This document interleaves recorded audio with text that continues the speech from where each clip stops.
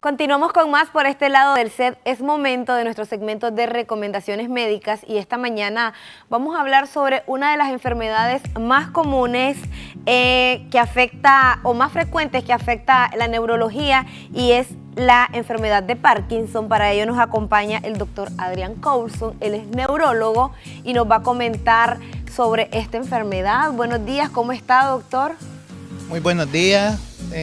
Mucho gusto estar aquí, siempre para mí es un honor estar con la teleaudiencia del programa, hablando pues sobre algunos temas bien importantes y el día de hoy hablaremos sobre quizás la enfermedad degenerativa más frecuente. Eso Excelente. Quiere decir que todos acá tenemos una probabilidad de cuando llegar a nuestra tercera edad padecer esta enfermedad, que es la enfermedad de Parkinson. Me comentaba, doctor, detrás de cámara, estábamos conversando, se celebró el Día Mundial de Parkinson el día 11 de abril y por ello vamos a hablar sobre este tema. Para iniciar me gustaría que nos comente qué es la enfermedad de Parkinson. La enfermedad de Parkinson es una enfermedad neurodegenerativa. Si bien es cierto, afecta principalmente a las personas de la tercera edad, pero también puede presentarse en personas jóvenes, Y cada vez estamos viendo la aparición en personas de la tercera o cuarta década de la vida. Se trata de una enfermedad en donde hay unas neuronas que producen dopamina. La dopamina es necesaria para el movimiento, para las emociones, para el sueño, entre otros centenares de funciones. Entonces estas neuronas empiezan a destruirse por mecanismos bien complejos, de tal manera que el individuo deja de producirla y trae todas las consecuencias. La más notoria es la rigidez y el temblor. Doctor, realmente, como estaba comentando, es más común verlo en las personas mayores y me sorprende el dato que nos está compartiendo, que nos dice personas de la tercera y cuarta edad. Significa que de los 30 años y de los 40 perfectamente pueden sufrir esta enfermedad. Sí, claro que sí. Nosotros como neurólogos atendemos pacientes jóvenes con enfermedad de Parkinson. De hecho, tengo un grupo de pacientes que son económicamente activos, los miramos a través de la seguridad social o en las clínicas privadas o en los hospitales y es gente que se les limita demasiado su trabajo. Empiezan a estar lentos, temblorosos, pero además tienen problemas emocionales como depresión, ansiedad, trastornos del sueño y eso definitivamente les socava su calidad de vida. Me gustaría que nos comente, ¿esta enfermedad es genética o cómo se va desarrollando? ¿Cómo se adquiere? Es bien compleja. Existen factores genéticos, factores ambientales, factores inmunológicos, pero lo que más sabemos de esta enfermedad es que se deposita una sustancia tóxica que se llama alfa-sinucleína en las neuronas, en un tipo específico de neuronas que son estas neuronas dopaminérgicas y empiezan a destruirlas, por así decirlo, poco a poco. Cabe destacar que la efeméride del Día Mundial del Parkinson se celebra desde 1997 por decreto de la Organización Mundial de la Salud en honor al natalicio de quien la describió, el inglés James Parkinson en el año 1817. Me gustaría que nos comente, doctor, también quiénes son más propensos a sufrirlo, los hombres, las mujeres. Fíjate que entre hombres y mujeres anda una relación bastante parecida, quizás un poco más las mujeres, pero también hay el sesgo de que los varones son más reacios a la consulta, entonces las mujeres acuden más a las consultas. La verdad es que la propensión es muy difícil definirla porque es una enfermedad multifactorial. Si bien es cierto, hay factores genéticos y cuando un miembro de la familia le inició el Parkinson joven, cuando hablamos de joven es antes de los 45 años, sus familiares de primer grado tienen 4 veces más probabilidades de padecerlo. Entonces, ese sería un factor de riesgo bien evidente. Sin embargo, el no tener o no identificar factores de riesgo no hace a una persona exenta de la probabilidad de padecerlo. Doctor, y además de, yo he visto ya personas que padecen esta enfermedad y podría decir de que como lo más común es lo tembloroso.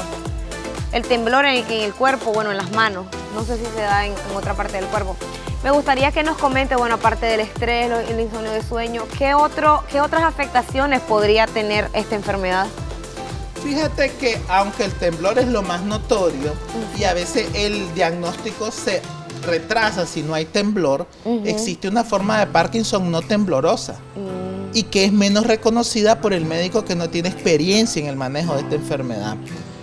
Y de hecho es más severa. ¿Cómo se puede identificar? Por rigidez. El paciente, yo a veces hablo o le doy charla a los psiquiatras y les digo, si un paciente después de los 50 años empieza con trastornos de depresión, entonces hay que pensar en que se le puede desarrollar una enfermedad. Es muy curioso que uno de los primeros síntomas que aparecen en la enfermedad de Parkinson son trastornos del sueño. Cuando nosotros, yo soy especialista en trastornos del sueño, cuando nosotros estudiamos esto, puede ser hasta 30 años antes de aparecer los síntomas motores que hay trastornos del sueño. Pero como nadie estudia los trastornos del sueño, no se dan cuenta. El segundo síntoma más frecuente o más temprano en aparecer es la pérdida del olfato y los trastornos depresivos. Y el paciente está caminando bien, Ya después, cuando comienza el paciente a estar rígido, lento y comienza el temblor, dice, no, pues está comenzando la enfermedad de Parkinson. No, en realidad la enfermedad de Parkinson tenía algunas décadas de haber iniciado en ese individuo. No me quiero salir del tema, doctor, sin embargo me llama muchísimo la atención que usted menciona que entre los factores de riesgo está la depresión o es uno de los síntomas de la enfermedad de Parkinson. Lamentablemente, bueno, hoy en día nos damos cuenta o yo veo mayor cantidad de personas en estados de depresión. No sé si es que antes no se... Bueno, lo tomábamos de otra manera, pero vemos hoy cómo lamentablemente afecta de muchísimas maneras. De hecho, me lo relaciono con el caso del hijo de Maribel Guardia, Julián Figueroa, que recientemente falleció súper joven y que nos damos cuenta que probablemente vivía en estados depresivos. Entonces, a mí eso me conecta a que la depresión es definitivamente una enfermedad que tenemos que ponerle mente. La depresión, la verdad que yo pienso que lo que va en contra de la depresión es la no identificación de la depresión. No la identificación por los familiares, no la identificación por el mismo paciente, no la identificación por los médicos. Ese es el principal problema. Por ejemplo, nosotros, sobre todo en los países latinoamericanos, y Nicaragua no se escapa de ello, tú le dices a un paciente tienes que ir a un psicólogo y a veces hasta un poco ofensivo. Sí. Entonces, ese rechazo a que cualquiera podemos tener este tipo de problemas es lo que lleva a las complicaciones y a su mayor complicación, que es el suicidio. Me gustaría, doctor, que nos comente las recomendaciones para los televidentes que nos están viendo, cómo pueden identificarlo, o si tienen algún familiar que ellos tengan alguna señal, podríamos decir, que va a sufrir esta enfermedad. ¿Cómo se puede tratar? No se puede prevenir, ¿verdad? No se puede prevenir, pero se puede identificar tempranamente. Desafortunadamente, en las clínicas nosotros recibimos los pacientes ya en estadios tardíos. Lo primero es que si un paciente de la cuarta o quinta década de la vida, es decir, 40, 50 años, tiene cambios del comportamiento, está depresivo, tiene problemas del olfato. A veces se ha pensado que solo COVID da problemas del olfato. No, Parkinson, en el 70% de los casos el paciente empieza a tener problemas del olfato, lo empiezan a notar lento. Por favor, no atribuírselo a la edad, es que camina lento porque ya tiene 60 años.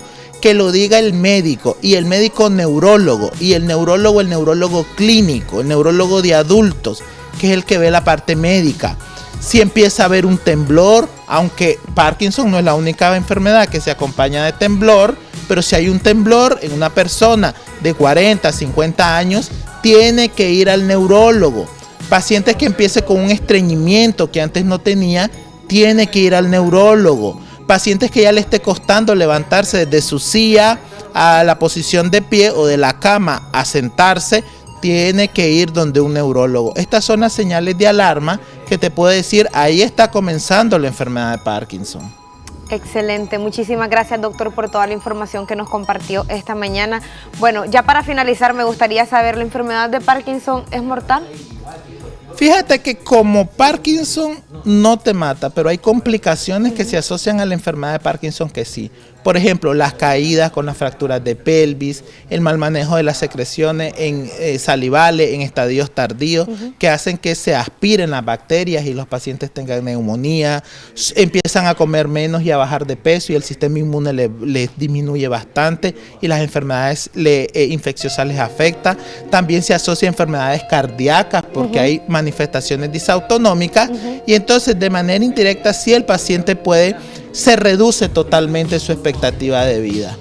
No quería terminar sin antes decirle que hoy a las 6:30 de la tarde tendremos un Facebook Live con una doctora que es especialista en trastornos del movimiento de México, la doctora Sara Isaí Milán, y en mi canal de YouTube, que aparezco como Adrián Coulson, doctor Adrián Coulson, o en Facebook, ahí tengo muchos videos colgados que hablamos sobre diferentes enfermedades. Excelente. De hecho, ahí hablamos sobre ansiedad también, que es una entrevista que tuvimos con una psiquiatra. Excelente.